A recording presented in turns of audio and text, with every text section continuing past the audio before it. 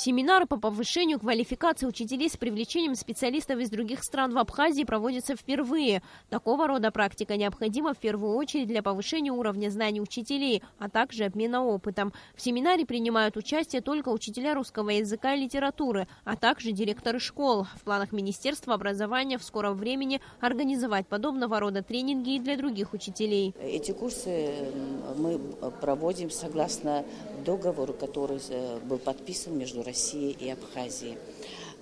Курсы мы проходим на каникулах сейчас.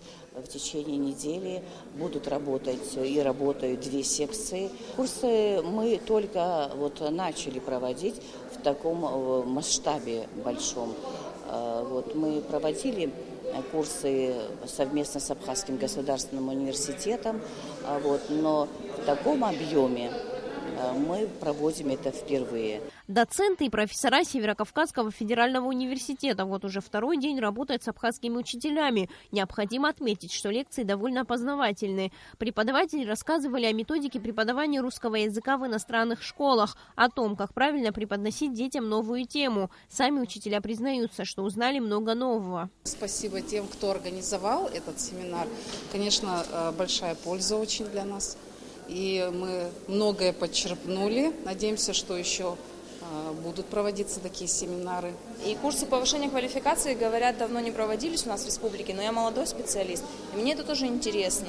И я для себя вынесла, на самом деле, даже из вводных лекций вчера, первый день был, вынесла для себя много интересного.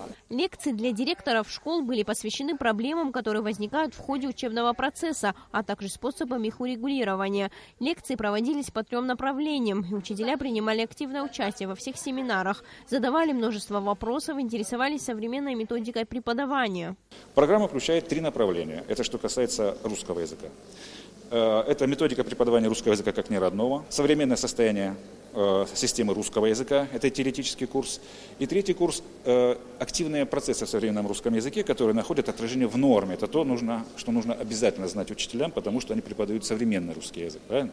Это 3 направления. Наша аудитория, очень доброжелательная. Ваши преподаватели проявили очень высокую активность в том, чтобы больше знать о языке, больше знать о методике, о современных состояниях русского языка. Лекции будут проходить в течение недели. Сария Смыр, Саида Гухава, Абхазское телевидение.